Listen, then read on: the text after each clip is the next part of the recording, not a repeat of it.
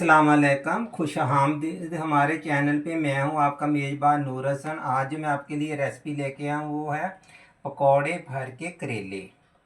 करेले जो आज बनाएंगे भर के बनाएंगे, उसके अंदर पकौड़े डालेंगे। चलिए जी, अब बनाना शुरू करते हैं। मेरे पास है 1 किलो करेले है। मैंने ऐसे छील के इसको नमक लगा के रख लिया। ये देखो, आपने बिल्कुल एक साइड से काट के तो बीच में से सारे मैंने बीज निकाल लिए। एक करेला मैंने रख लिया था। ये देखिए, मैं आपको बता देता हूँ कि आपने किस तरीके से छीलने हैं।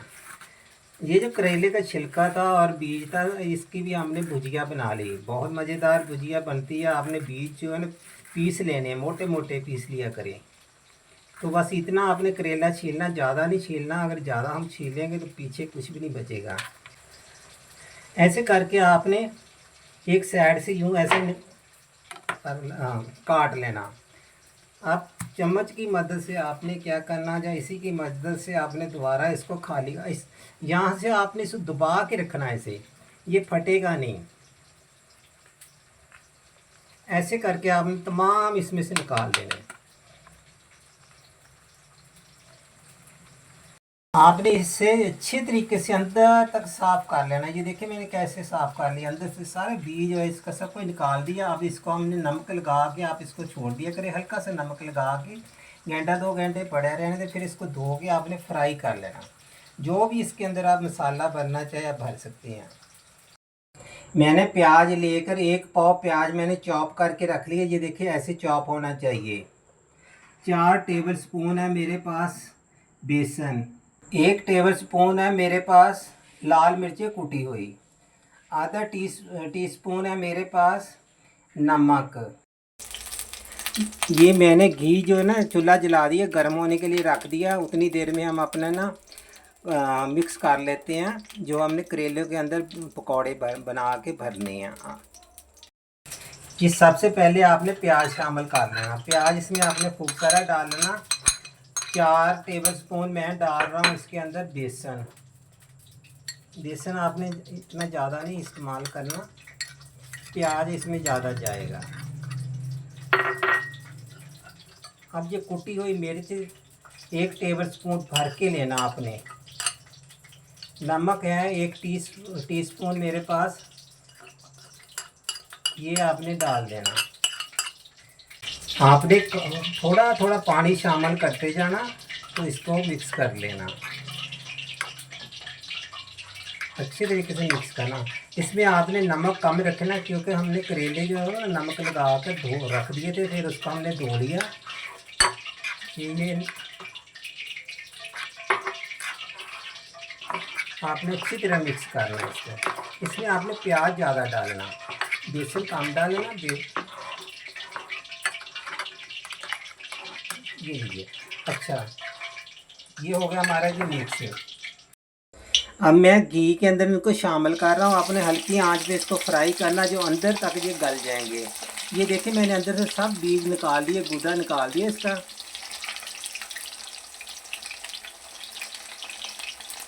ये 1 किलो हमारे पास करेले हैं। ऐसे करके आप डाल दिए। अब इसको आपने हल्की आंच पे फ्राई करना, बिल्कुल हल्की आंच पे, क्योंकि अंदर तक गल जाएंगे। बाकी जो हमने इसके अंदर फिलिंग करनी है वो भी पकी हुई होगी, बिल्कुल तैयार होगी। तो इसको हल्की आंच पे फ्राई करेंगे तो बिल्कुल तैयार होने चाहिए आपके करेले। ये एक तैयार हो गया मेरे ख्याल में, इसको निकाल लेता हूँ। ये ऐसे करके आपने साथ साथ निकालते जाना, जो भी तैयार हो जाए। तकरीबन हमारे करेले फ्राई होने में लगे 15 से 20 मिनट। क्योंकि ऐसे करके अब ये हम निकाल रहे हैं इसको। जो हो गए उनको हम निकाल लेते हैं। जो एक करेला हमारा नहीं हुआ अभी एक साइड से, उसको हम छोड़ देते हैं। करेला एक फट गया था, मैंने इसको इसी तरह बीच में डाल दिया था। इसी घी के अंदर देखो, मैंने पहले करेले फ्राई कर लिए। अब मैं इसी के अंदर ये पकौड़े निकाल लेंगे। छोटे छोटे आपने पकौड़े डालने हैं, जो अंदर तक इनको आपने अच्छी तरीके से ब्राउन करके निकालने हैं। बहुत मज़ेदार ये बनेंगे करेले आज के भी हमारे। तो आपने बहुत इसमें आज ये देखो मैंने पकौड़ों में प्याज ज़्यादा डाला। ऐसे आपने थोड़ी थोड़ी करके डाल देनी है। थोड़ी आंच तेज़ कर देते हैं।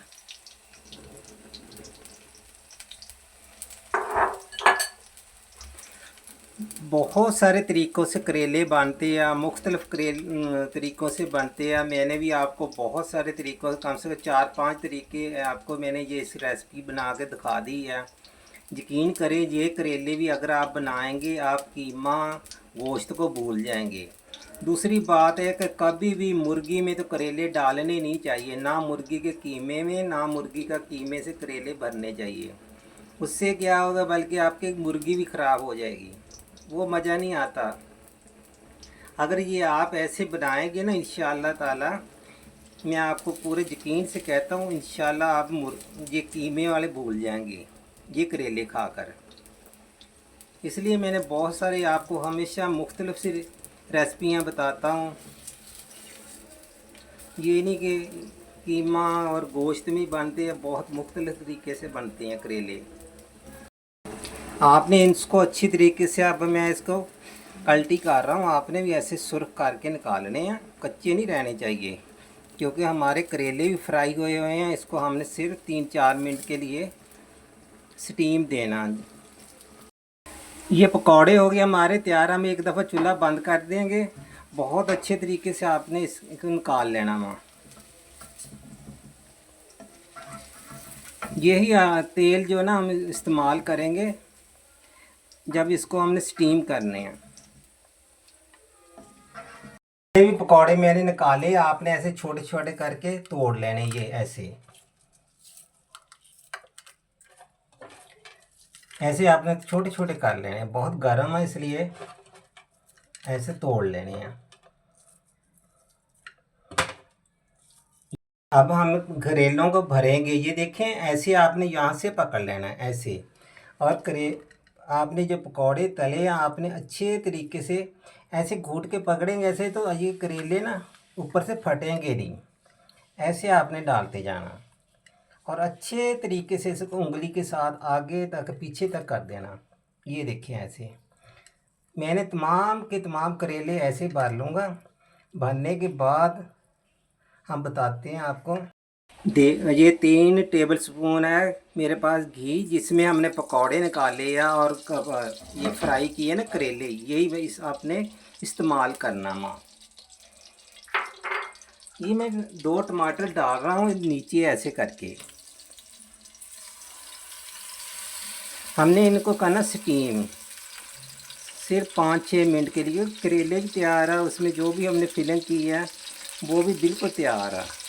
चाहे तो आप ऐसे भी उसको खा सकते हैं।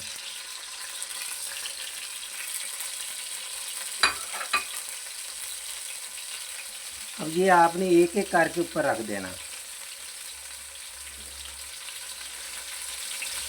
यही रेसिपी आप बनाना, इंशाल्लाह बहुत मज़ेदार बनती है, बहुत बेहतरीन बनेंगे। मैंने जैसे आपको कहा ना, आप गोश्त और कीमे को भूल जाएंगे। अब हल्की आंच पे इसको हमने 5 से 8 मिनट के लिए दम लगाएंगे। हल्की आंच मैंने कर दी है। ये हम ढक देते हैं इसको सिर्फ 8 मिनट के लिए। ये 8 मिनट के बाद हम हटा रहे हैं इसका ढकना। ये देखो अच्छी तरीके से स्टीम हो गया, बस आपने इतने स्टीम करना। अब मैं चूल्हा बंद कर रहा हूँ, बंद करके हम आपको किसी डिश में निकाल के दिखाते हैं। हमारी जो आज की रेसिपी थी ये थे कि पकौड़े और करेले भर के बनाए हैं। यकीनन आपको हमारी ये रेसिपी बहुत अच्छी लगेगी, पसंद आएगी। अगर इसी तरीके से आप बनाएंगे तो इंशाअल्लाह ताला बार बार बनाने को आपका दिल चाहेगा खाने को। तो मुझे आपने कमेंट करके ज़रूर बताया करें आज की हमारी रेसिपी आपको कैसी लगी है। फिर मिलेंगे कोई नई रेसिपी के साथ, फॉलो ज़रूर किया करें। अल्लाह हाफ़िज़।